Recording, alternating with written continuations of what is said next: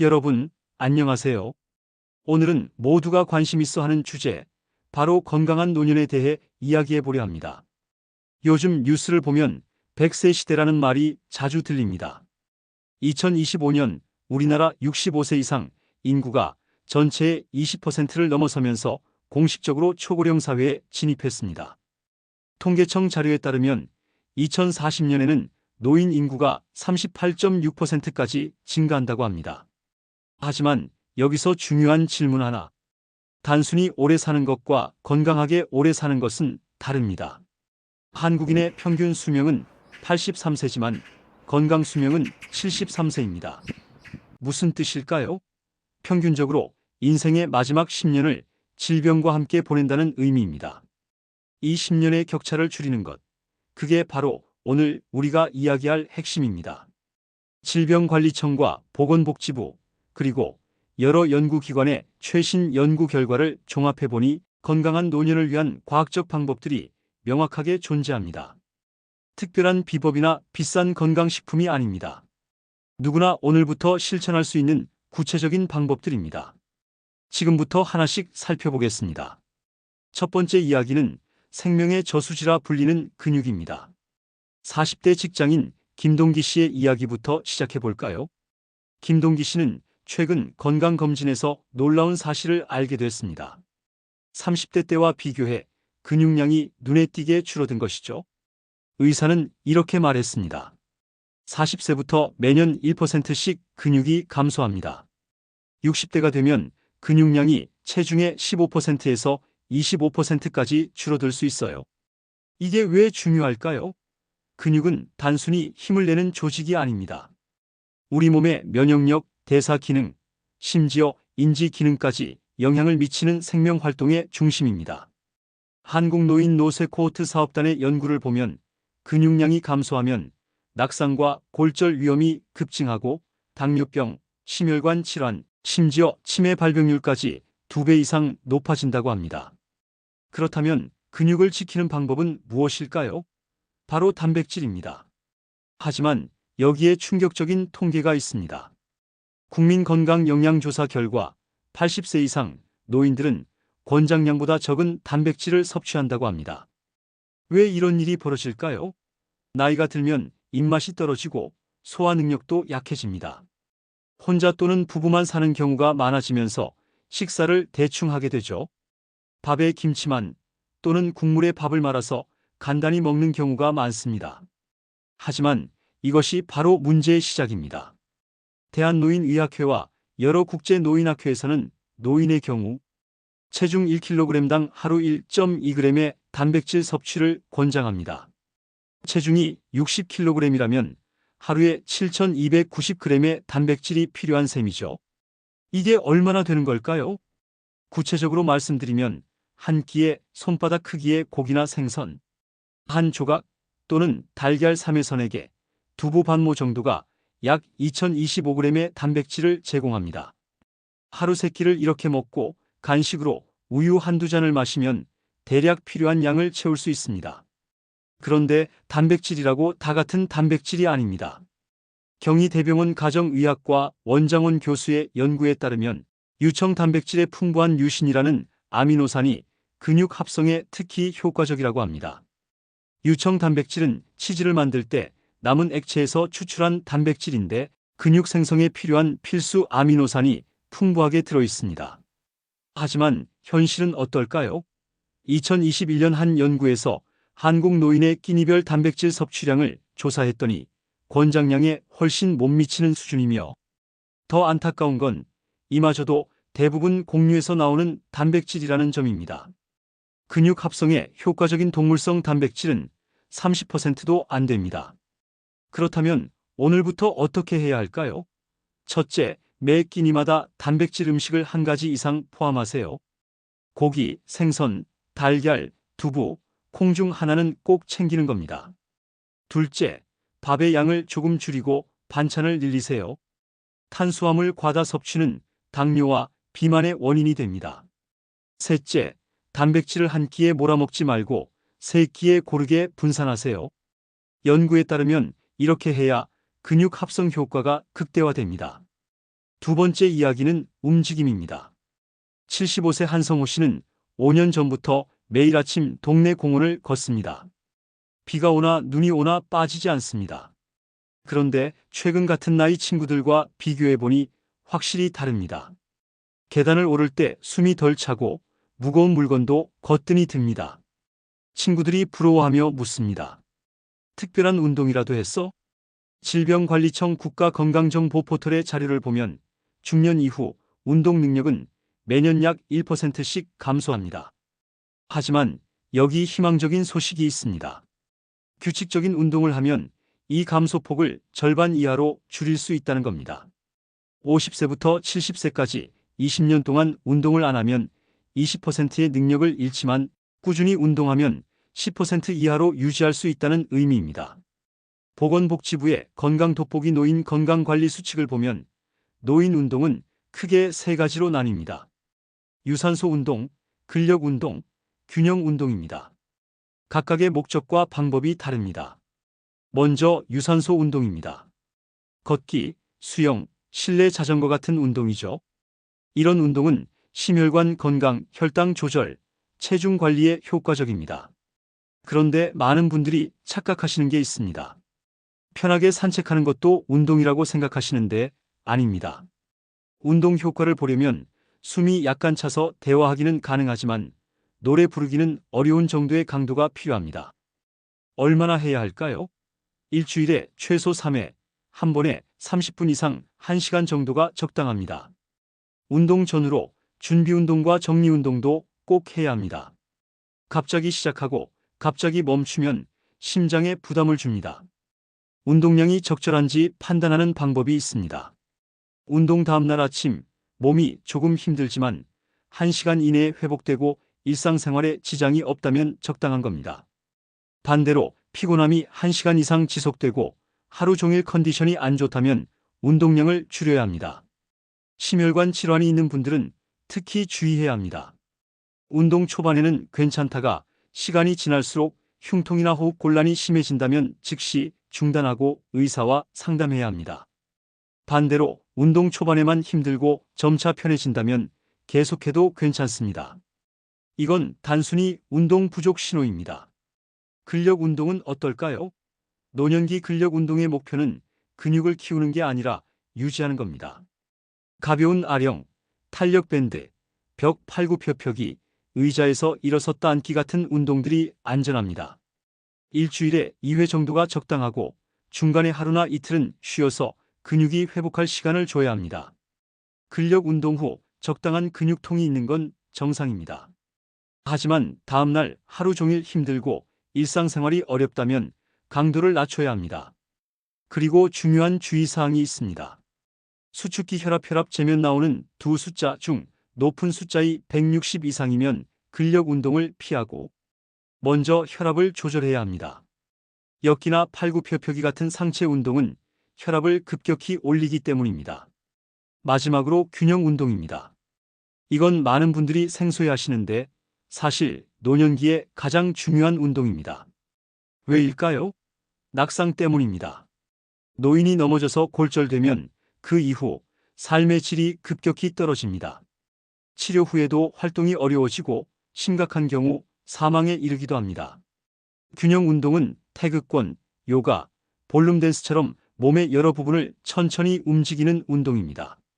일주일에 한 번 정도 하면 낙상 예방과 관절 유연성 유지에 효과적입니다. 혼자 하기 어렵다면 지역 주민센터나 노인복지관의 프로그램을 활용하세요. 요즘은 많은 지자체에서 무료로 제공합니다.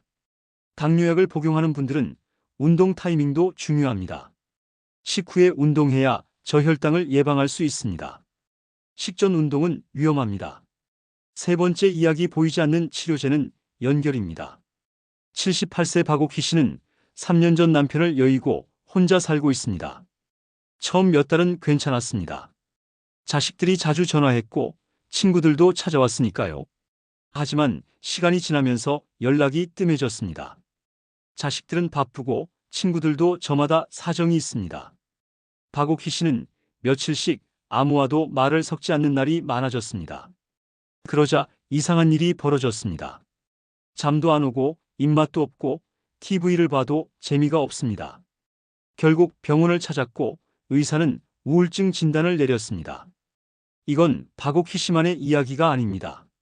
한국보건사회연구원의 2020년 노인 실태 조사를 보면 혼자 사는 노인의 40% 이상이 사회적 고립 상태에 있다고 합니다.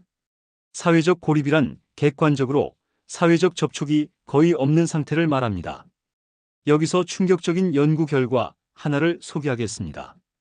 미국의 한 연구에 따르면 사회적 고립과 외로움은 하루에 담배 15개비를 피우는 것과 비슷한 수준의 조기 사망 위험을 초래한다고 합니다. 한국보건사회연구원의 연구도 비슷합니다.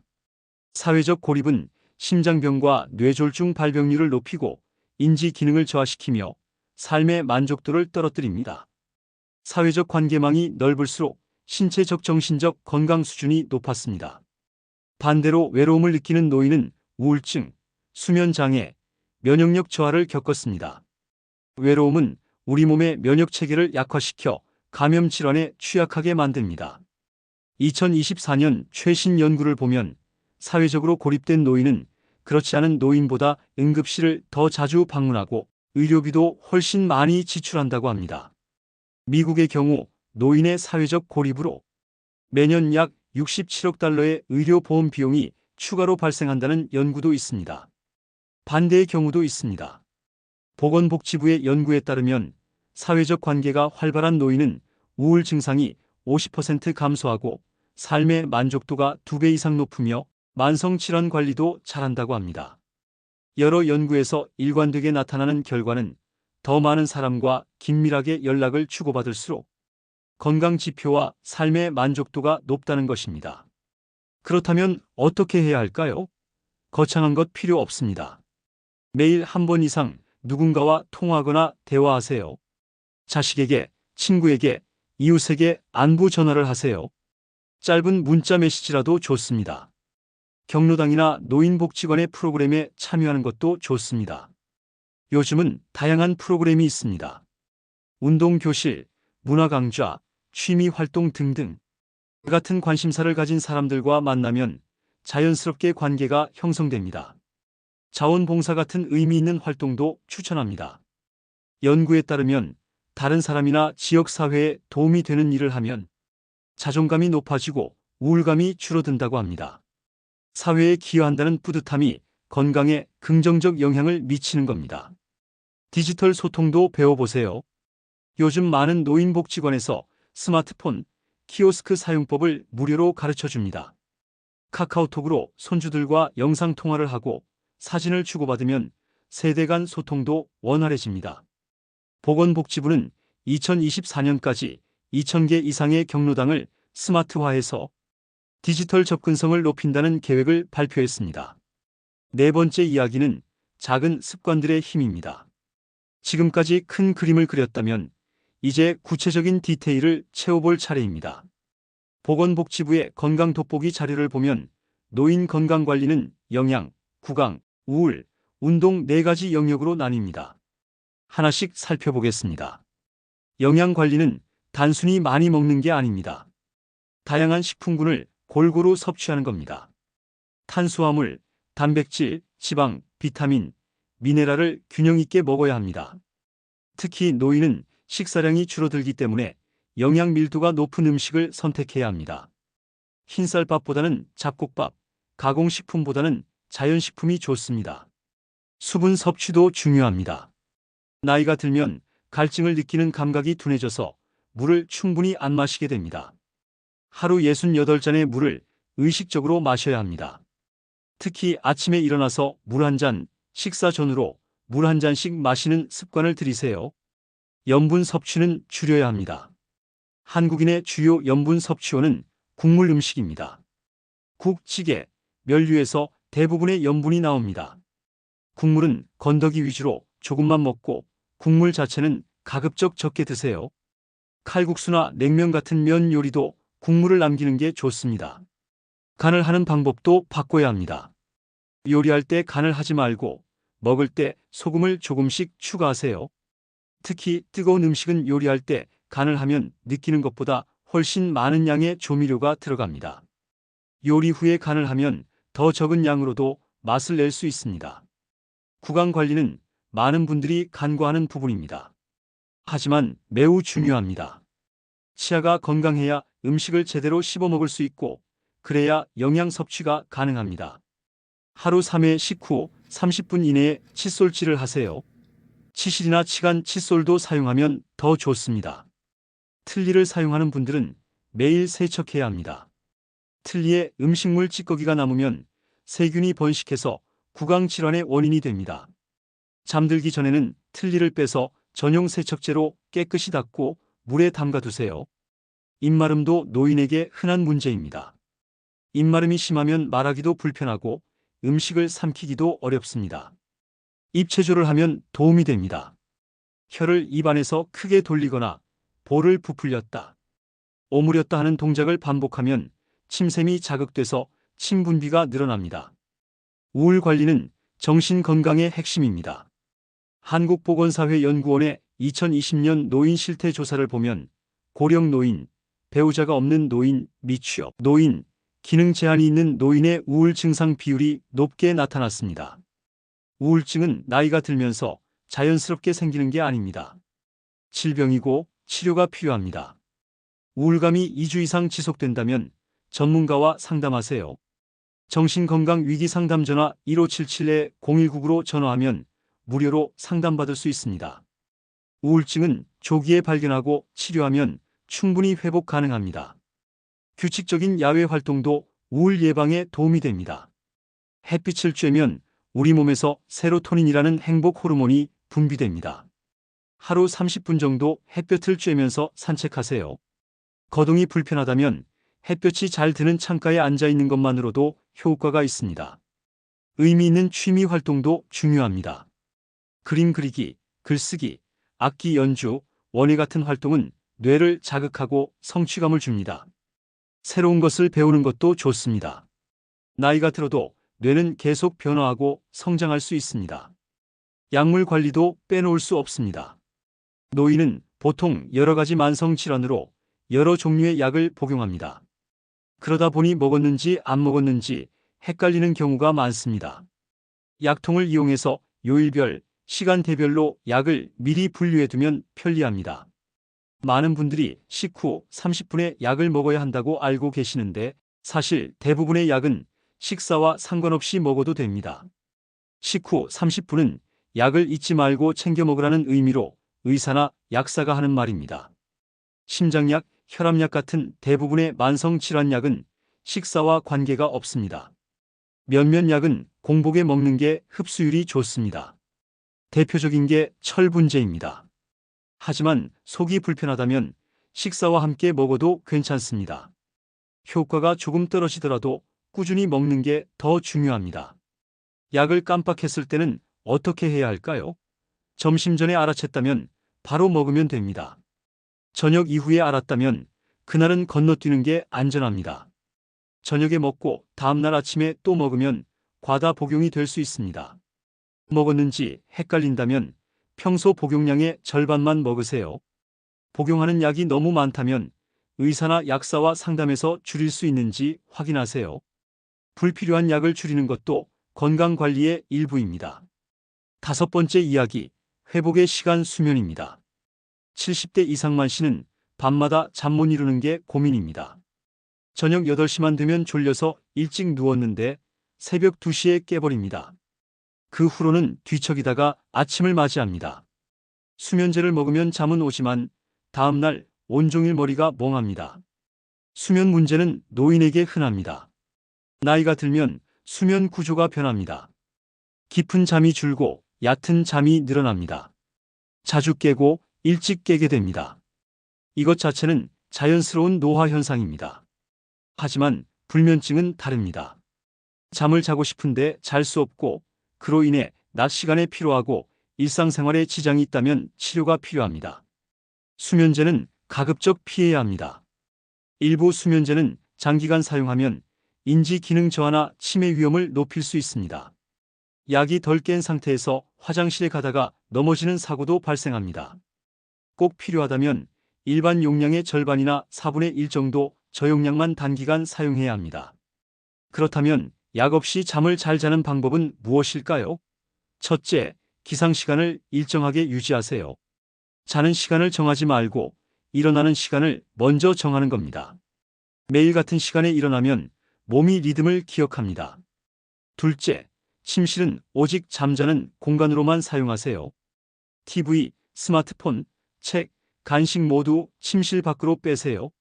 침실에서는 잠만 자야 합니다. 그래야 몸이 침실 잠으로 인식합니다.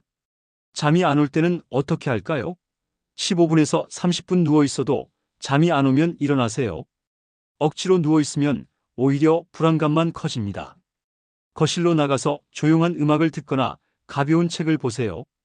졸음이 올 때 다시 침실로 가세요. 셋째, 자기 전 루틴을 만드세요. 매일 비슷한 패턴으로 저녁 시간을 보내는 겁니다. 저녁 식사 후 가벼운 산책, TV 시청, 샤워, 스트레칭, 취침. 이런 식으로 규칙적인 순서를 만들면 몸이 잠잘 준비를 합니다. 단, 과격한 운동이나 자극적인 프로그램은 피하세요. 넷째, 야간에 자주 깨는 분들을 위한 팁입니다. 소변 때문에 깨는 경우가 많다면 저녁 식사 이후 물이나 과일 섭취를 줄이세요. 자다가 깼을 때 시계를 보지 마세요. 시계를 보면 벌써 이 시간인데 잠을 못 잤네라는 불안감이 생겨서 완전히 깹니다. 다시 잠들 수 있으니 걱정하지 마세요. 다섯째, 낮 시간 활동이 중요합니다. 낮에는 가능한 한 야외 활동을 하세요. 햇빛을 쬐면 우리 몸의 생체 시계가 조절됩니다. 몸이 낮과 밤을 잘 인지하면 밤에 자연스럽게 잠이 옵니다. 거동이 불편해 야외 활동이 어렵다면 햇볕이 잘 드는 거실에 있는 것만으로도 도움이 됩니다. 낮잠은 피하세요. 낮에 졸리면 자리를 펴고 누워서 자기보다는 의자에 앉아서 잠깐 조는 정도로만 하세요. 낮잠을 길게 자면 밤에 잠이 안 옵니다. 자, 지금까지 많은 이야기를 했습니다. 근육과 단백질, 운동의 중요성, 사회적 관계, 일상 습관, 수면 관리까지 한꺼번에 다 하려면 부담스러울 수 있습니다. 그럴 필요 없습니다. 한 번에 한 가지씩만 바꿔보세요. 오늘부터 이번 주까지는 매 끼니 단백질 음식 하나씩 추가하는 것만 실천하세요. 다음 주에는 매일 30분 걷기를 추가하세요. 그 다음 주에는 일주일에 한 번 친구에게 전화하기. 이렇게 하나씩 쌓아가다 보면 3개월 후에는 완전히 다른 사람이 되어 있을 겁니다. 건강검진은 어떻게 해야 할까요? 보건복지부 자료를 보면 노인의 경우 너무 비싼 건강검진은 필요 없다고 합니다. 나이를 고려하면 검진에서 완전히 정상으로 나오는 경우가 드뭅니다. 오히려 불필요한 추가 검사로 고생만 할 수 있습니다. 주치의와 상담해서 꼭 필요한 검사만 받으세요. 대부분의 위험한 질환은 정기적인 진료만으로도 충분히 관리 가능합니다. 규칙적인 운동과 적절한 영양 섭취만으로도 건강 수명을 5에서 10년 연장할 수 있다고 합니다. 10년입니다. 건강하게 활동할 수 있는 시간이 10년 더 늘어난다는 겁니다. 손주들과 더 많이 놀고 여행도 더 다니고 취미 생활도 더 즐길 수 있습니다. 100세 시대, 중요한 건 숫자가 아닙니다. 그 시간을 어떻게 채우느냐입니다. 건강하게, 활기차게, 의미 있게 살 수 있다면 100세도 축복입니다. 반대로 질병과 고통 속에서 보내는 100세는 누구도 원하지 않습니다. 오늘 이 이야기를 듣고 계신 여러분, 오늘부터 시작하세요. 너무 늦은 나이는 없습니다. 70대 운동을 시작해도 효과가 있고 80대 식습관을 바꿔도 건강이 좋아집니다. 연구들이 증명합니다. 언제 시작하든 효과가 있습니다. 단 한 가지 조건이 있습니다. 꾸준해야 한다는 것. 일주일 하다가 그만두면 소용없습니다. 평생의 습관으로 만들어야 합니다. 처음엔 힘들어도 3주만 하면 습관이 됩니다. 3개월 하면 몸이 변합니다. 1년 하면 인생이 바뀝니다. 여러분의 건강한 내일을 응원합니다. 오늘도 내일도 건강하시길 바랍니다. 감사합니다.